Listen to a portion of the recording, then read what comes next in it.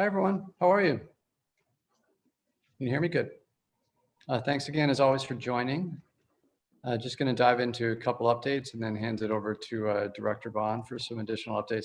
We have 2,083 confirmed cases of COVID-19 and 82 fatalities. Just a couple other quick updates. So our drop-in center at Blake Field in support of the homeless population had yesterday 21 people, and everything went quite smoothly.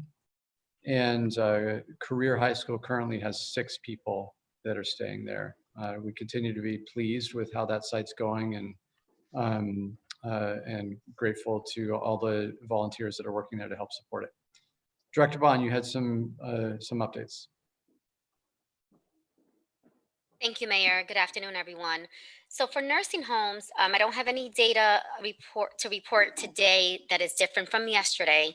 However, we will be conducting and supporting through a private-public partnership testing at advanced nursing, so we can test the residents at that facility. So that will be happening later this week. And so that's an update that was different from our update from yesterday. And then also, I just wanted to inform the restaurants that are going to be opening for the May 20th phase. We will be, from the health department, reviewing the applications and processing that so that we can schedule inspections in the coming weeks. And so stay tuned for that. We are receiving applications and payments. And so we want to thank all of those establishments for their time. And you will get an appointment to get you inspected in the near future. And that concludes my update. Thank you. And so Director Bond's point about advanced nursing, this is just part of an overall strategy that's being done to test residents at a number of the large nursing homes, all the residents. As the press will recall, Fairhaven Health did the same comprehensive test last week of all the residents at Mary Wade Home. And advanced nursing is one of the other larger sites, and we're excited to work with them. There's also some conversations with Regal about a similar action taking place soon. So we'll let you know as those things occur. Mike Pinto, do you have a food update? You had a school meals update? I do. Just to run through real quick, our total to date is 285,143 meals. We did 55,636 in March. That jumped obviously into the full month in April of 156,143. And our May to date totals are 36,087 for breakfast, 36,087 for lunch, and for a total of 74,174. And that's where we stand. Obviously, we're continuing. We're continuing our 3 days a week for now, and we're evaluating how we're going to pivot to the summer meals program as we get closer. Thanks, Mike. That's a lot of food. I'm sure it was not easy for you, Dr. Tracy, and your team to make that happen and continue to make that happen. So Gail Sherry's been doing fantastic. I mean, she's been running ragged, but I give her all the credit in the world for making this happen. So thank you. Dr. Tracy, do you have anything to add, or should I hand it over to our special guest? You're on mute, Dr. Tracy. I would like to use this opportunity to give a shout out to frontline workers, including Gail. I've been to many of the sites and I've seen them in operation, practicing the rules from the health department and making sure that families are fed. So a lot of shout out to the food service workers and the security officers who are there to make sure things are done decently in order. Thank you, Dr. Tracy. You're right that there's so many people that are putting themselves out there to help support the community. So I'm going to hand it over to our Congresswoman Rosa DeLauro, who's been working tirelessly to help support so many members of the community in a lot of aspects of what, in particular, cities like New Haven are struggling with. And just wanted to say we're very, very grateful for the support that you have and your advocacy at the Capitol. And it's everything from us getting a funding from HUD to help support the homeless population, to help support some of our testing operations and our small businesses, to our hope that you'll be able to be successful in advocating with your colleagues both in the House and Senate to get more direct funding for municipalities and states across the nation who are struggling with a significant loss in revenues. We're deeply grateful for your support, and I'd like to hand it over to you so you can give us an update. Okay. Thank you so much, Mayor. I'm really honored to be with you and with your team today, with Dr. Tracy and Maritza Bond and Michael, to see you again, etc. And it's always wonderful to see you, Gage. Thank you. But Mayor, I want to just commend you. I mean, there is, what you've done is to really make it a priority to be communicative, transparent, to be visible, attentive.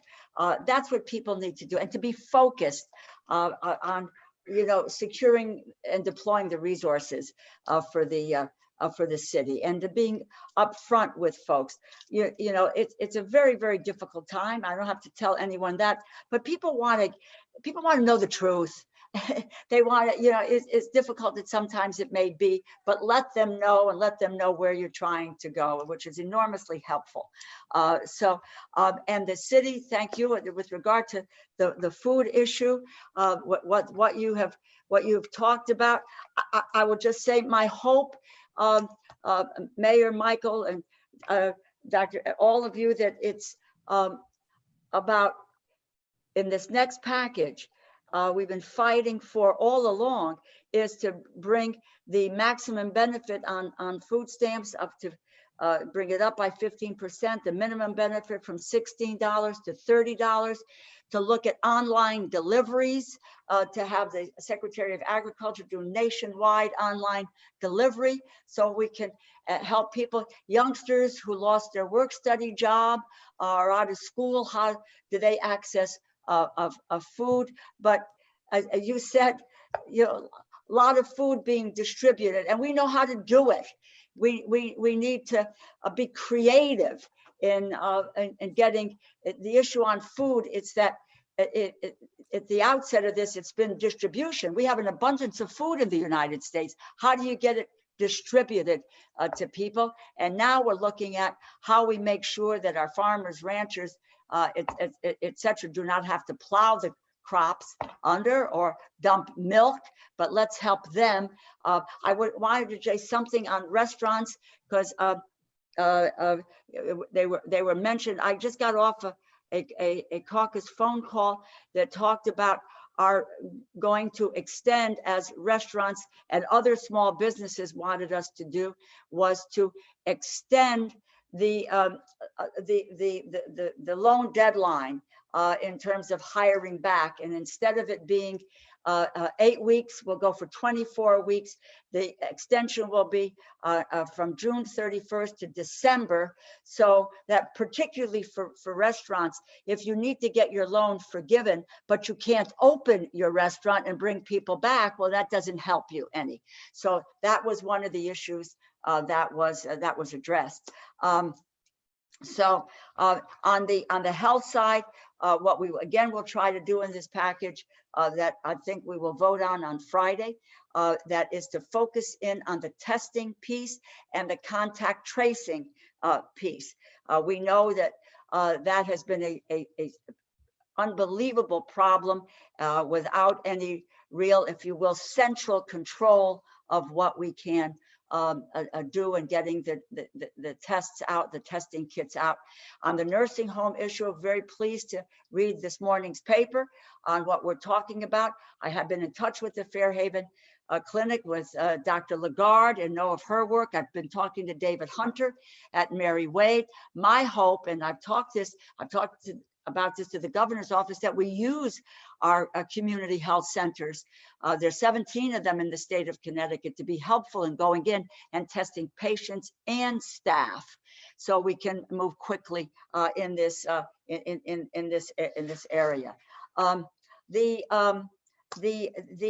What we're going to try to do in this next package at the federal level is increase funding, as I said, for testing, increase funding for the Center of Disease Control and Prevention, the National Institutes of Health, the National Strategic Stockpile, and the Biomedical Advanced Research and Development Authority, which is where we're able to deal with the contracting for vaccines. So we will try to plus up all those areas. We want to try to do, as I'm hopeful, and I will know later today, the full extent of, we have wanted to, because parents are at home, either because their child is at home or they may be ill, and family paid sick days and family and medical leave. While we initiated that a while ago, it left out, you know, over 100 million people in the country. So what we're going to try to do is to address that in this next package by allowing people who are ill themselves or who have a loved one who is ill to be able to access family and medical leave, to access paid sick days, to not exempt healthcare workers from family and medical leave, but to try to look at the gaps that still remain in this effort. So that's an area that I'm going to be watching carefully. Notice that Connecticut, in terms of the health side, has only received, I guess, about 30 cases of remdesivir, and so that's the drug, as you know, that has been showing some promise. So we've been in touch with the hospitals in Connecticut. And so we're trying to watch the distribution of that drug and the therapeutics. And what we can't let happen, what we cannot let happen, is that politics comes between what are the needs that the public needs and in terms of treatment. So the accountability, the oversight is critical in this area. I mentioned the nursing homes. I would just say there were two pillars of our community that folks on this call will remember fondly. One was Teresa Argento, really the kind of matriarch in the Italian American community, and we lost Teresa just a few weeks ago, and who was in a nursing home. And most recently, Louise Endel, again, a pillar in our community, someone who really made a difference. And these are heartbreaking stories, and they're everywhere. It's not just Teresa and Louise, it's everywhere. And people who are having to really pass away by themselves, and the heartbreak of their families. So we want to look at how we're able to provide some, I talked to Secretary Azar about how we are looking at how we keep residents and patients safe. And we need consistent guidance. We need uniform guidance for people. They need the supplies, they need the tests. We need to protect the healthcare workers, our workers who are on the front lines with the material that they need. What I will do is, I will just mention to you we're trying to address those who are facing homelessness. We have something called the Emergency Rental Assistance and Rental Market Stability Act, $100 billion for emergency rental assistance program, providing temporary rental and utility payment assistance. Funding is critical, it's crucial to what we're doing and looking at homelessness. So we'll continue to focus our attention on that in terms of the protective equipment. It was really one of the most frustrating conversations that I have had, which was with the director of FEMA, where he said that less than 10% of the equipment is produced in the United States. And yes, they scour the world for it, but only 20% of that goes to FEMA for distribution. The rest goes into a commercial stockpile. And that means that the state of Connecticut, New Haven, others are in a competition with one another for being able to get a hold of what's desperately needed equipment to save people's lives. And so we know what that's been with regard to the equipment for our nurses, our doctors, et cetera, with the masks and the other medical supplies. We have introduced legislation to address this issue, but I don't have to tell you, it takes a while for legislation to get passed. So the hope is that we can get money into the bill to allow for us to be able to deal with distribution. A couple of things that I will be concerned about. By the way, to Dr. Tracy, with the school, we will deal with the Educational Stabilization Fund and education. Not as much money as I hoped in this tranche. So what we're trying for is if we can do maintenance of effort in this regard, so that we don't see the money that we send go elsewhere, to be very honest with you, that there be some way to designate that the money is for education. There'll be a tranche that is for K through 12, and then there will be another piece for higher education in this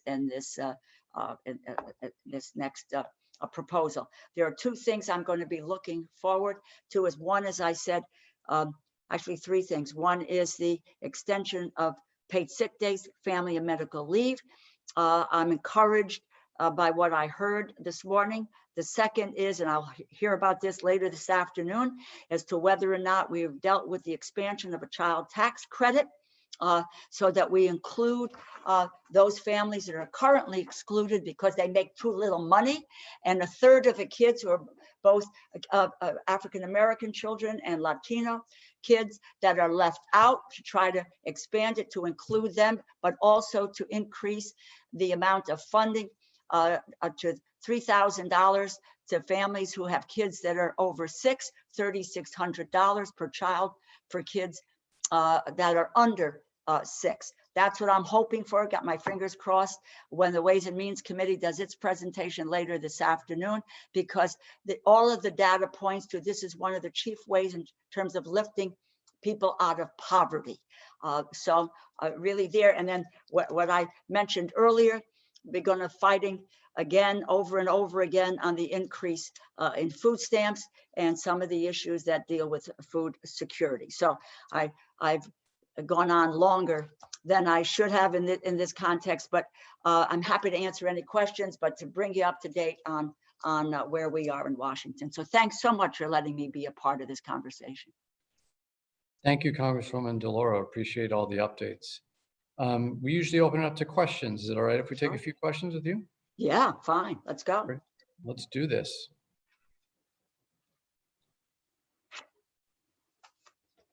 Looks like Tom Breen's the only reporter we can currently see, and he raised his hand, so go for it, Tom. Thanks. Thanks very much. And thank you, Congresswoman. That was a lot of very helpful and very interesting information.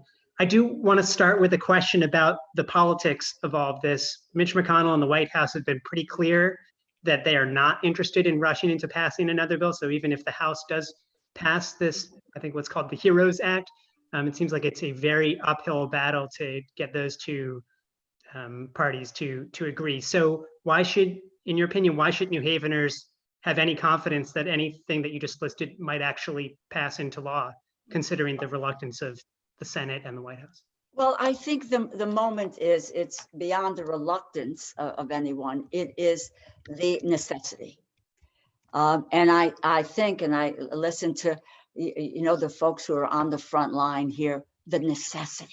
The necessity is not just New Haven. It's all over the country. And look, 80,000 deaths.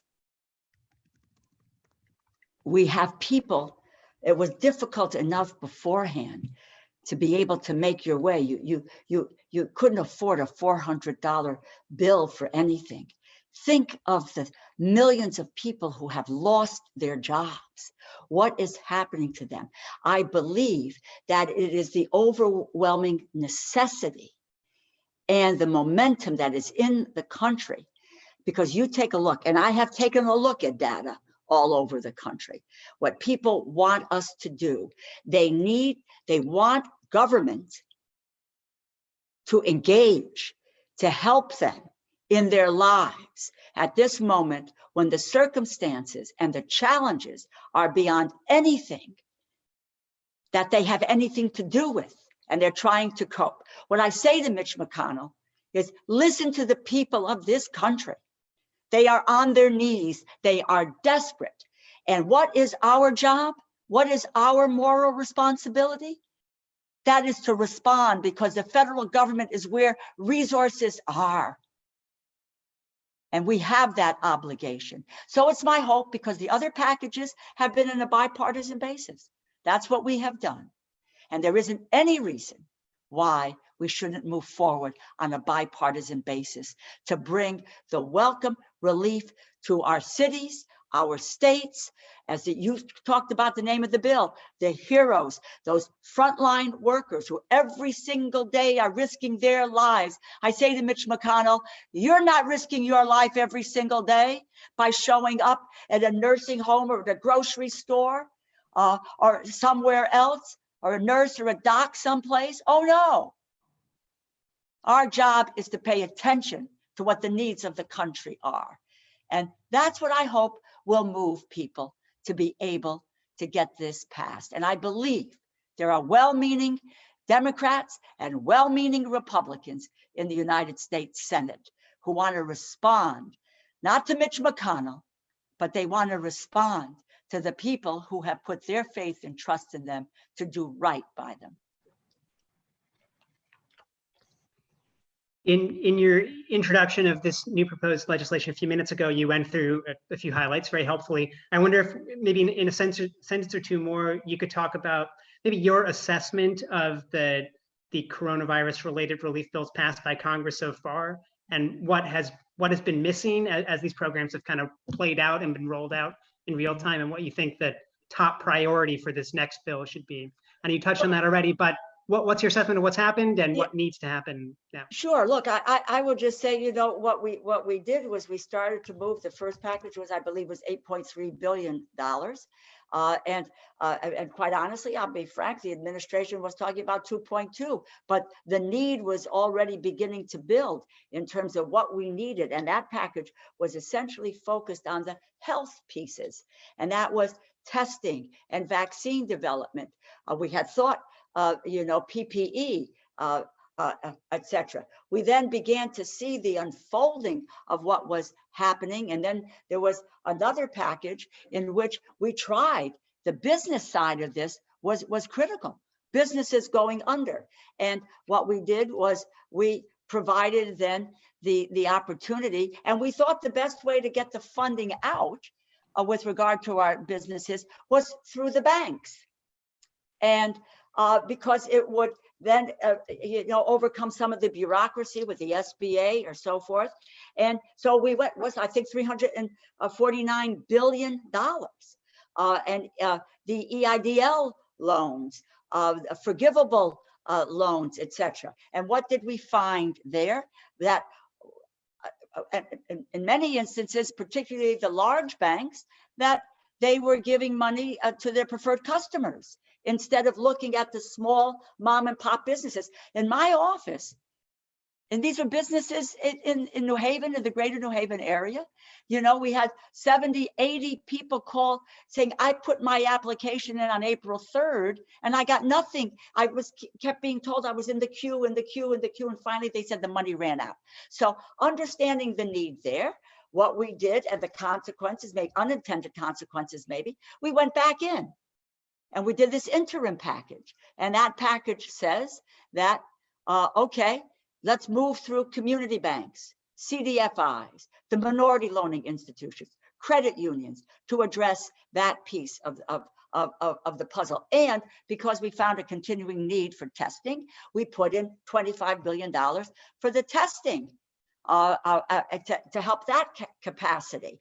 Now, and there will not be PPP. I mentioned some of the changes that will happen with regard to the length of the loans, et cetera, but there isn't going to be further dollars in this piece for PPP. What's now on the agenda? What's now on the agenda, that what we have discovered is that we're looking at frontline workers. We're looking at their needs. And again, we're looking at testing, contact tracing, isolation and treatment, of how we go down that road. Cash. When I talk about cash, I'm talking about direct assistance. We are going to see a continuation of the direct payments. I've talked about the child tax credit, which we will look to expand. We're talking about family and medical leave, ways in which we can provide people with the economic security that they need to move forward. And we're going to address the issue of food security as well. As the pieces unfold themselves, Tom, we try to address them. You can't address everything at one time. There are unintended consequences. There are new circumstances which develop. And I think that the Congress has been nimble in that, moving in that direction. And now on this piece, I think the country will move Mitch McConnell to be nimble and to move with this package. Thank you very much for that response. And I do have one more question for you, and also for the mayor and for Director Bond, if that's okay. And that's about this May 20th date that Governor Lamont has set for phase 1 of reopening in Connecticut. I feel like we hear a lot from the state on a regular basis. The state seems to be kind of leading when businesses will be allowed to reopen in this manner. And I would love to hear your take, Congresswoman, and also the mayor. Do you feel like New Haven, do you feel like the 3rd congressional district is ready? To answer questions, do you feel like Connecticut is ready to reopen by May 20th for this first phase? You know, in asking that question, I think about, would I go to a restaurant? Would I get my hair cut? Would I go shopping? And I think, you know, I'm not so sure I would.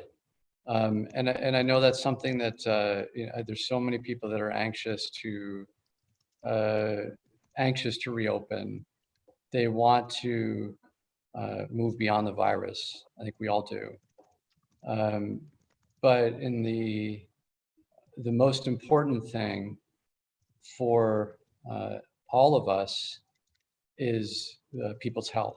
And people's health is intricately linked to the success of our economy as well, the long-term success of our economy. And so, you know, I know that there's a lot of pressure to open up. There's been a lot of focus on the May 20th date. My focus is on how we make sure that we're focused on the long run and reducing the number of people that get sick. And I think that's the success to the long-term rebound of the economy as well. So frankly, I'm not quite sure that the May 20th date, given the guidelines that have been set by the governor, is completely realistic. And there's also been a number of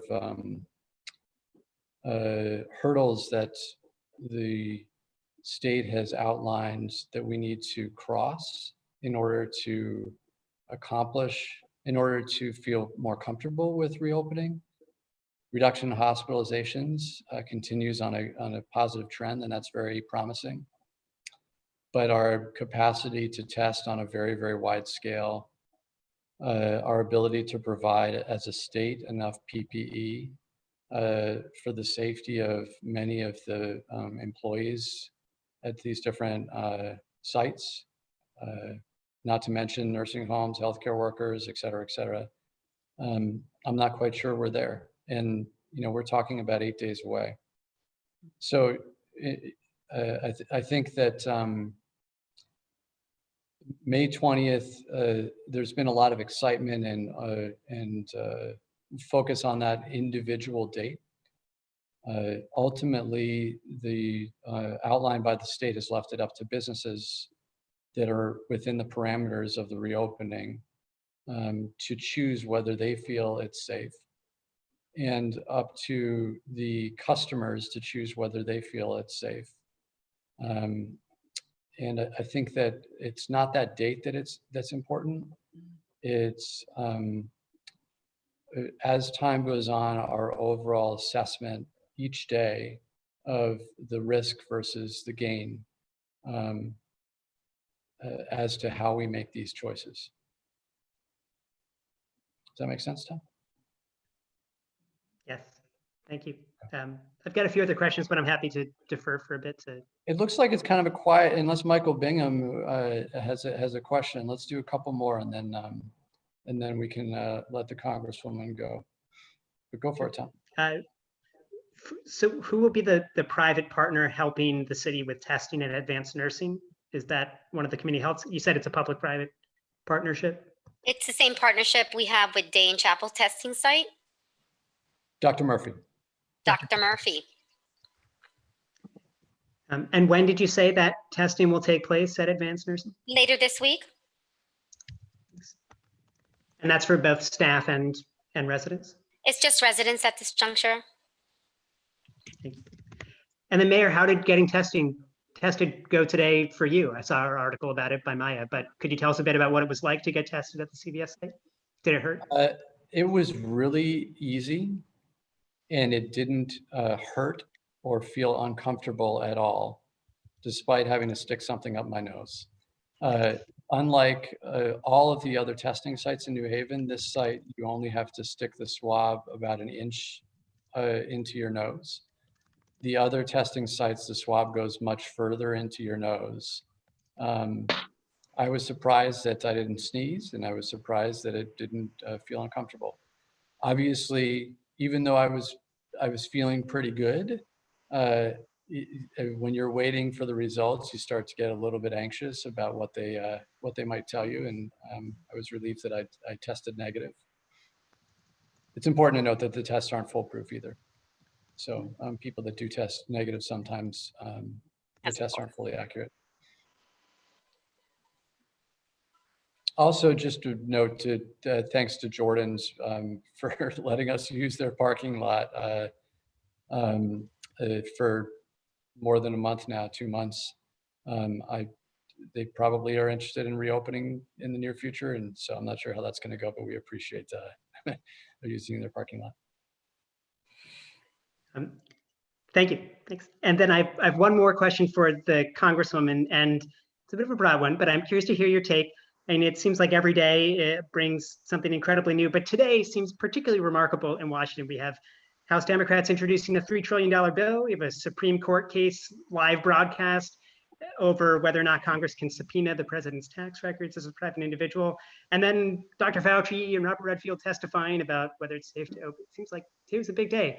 Could Congresswoman, can you tell us in a minute or two just what it is like to be in Congress at this moment, particularly this day, as so many consequential things seem to be swirling around all at once?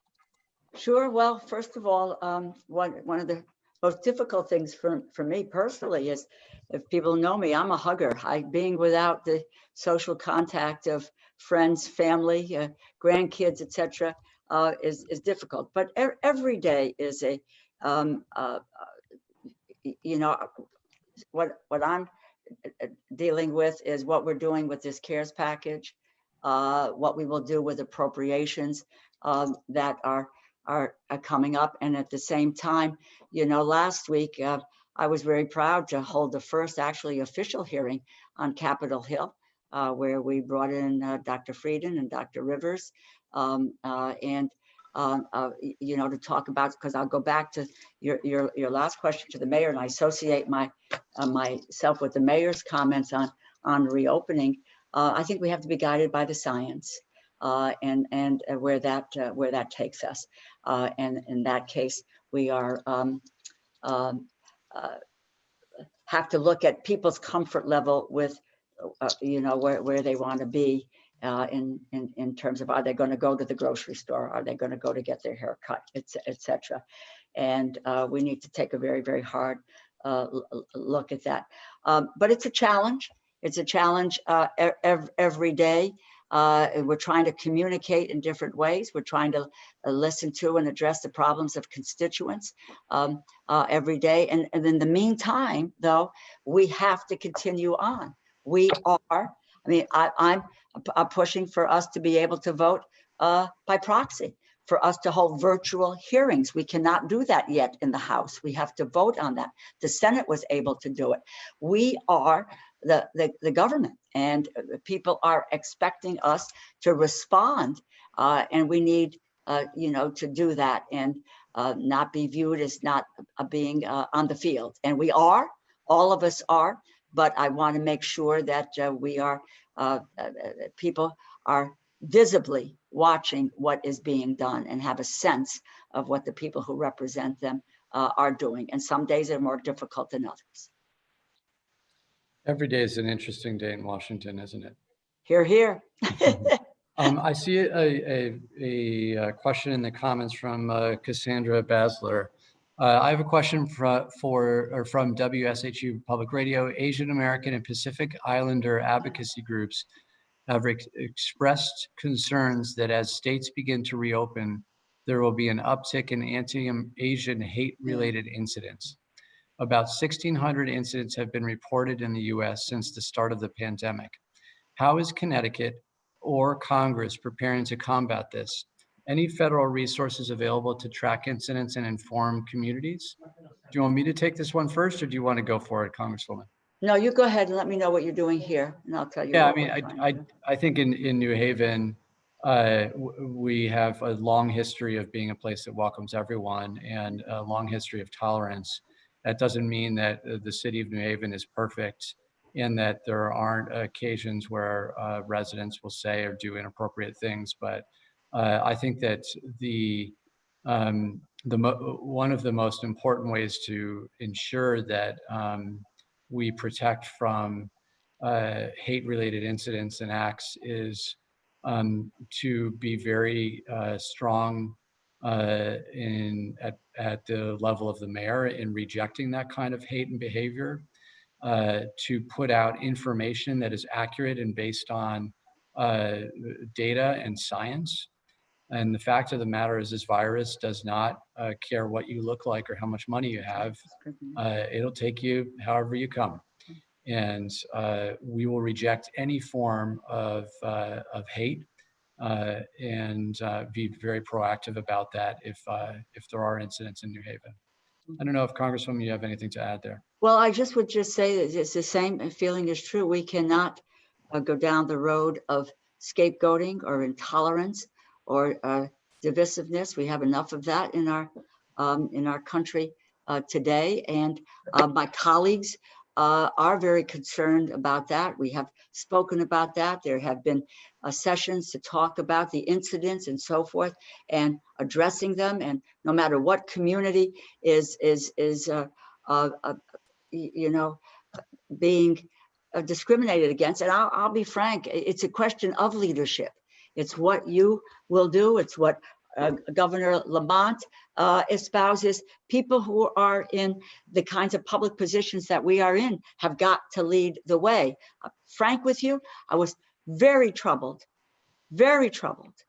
when that young woman asked I'm assuming Chinese descent, who asked the question, a fair question yesterday, where she said that, that why are we lagging behind? That's been a common question. Why are we lagging behind in testing in other areas? And the president's response to her, well, why don't you ask China? I mean, do not. I think leaders have a moral obligation to set a tone, and that we are not going to allow discrimination, and that we are not going to deal with intolerance, and that we all need to faithfully be there and to call these incidents out. Thank you. Thanks. Can we do one more question? If there is one. Tom, you got one more question or no? You good to go? All right. I'm good. Thanks so much. Wonderful. Well, thank you, Congresswoman. Thank you, Dr. Tracy, Mr. Pinto. Director Bond and Gage for setting this up. We'll see you all soon. Thank you. Be safe. Take care. God bless you, you and your families. Thanks for letting me be a part of this, Mayor. right, Great take- team, a great team you have. Thank you. Thank you. Bye-bye. See ya.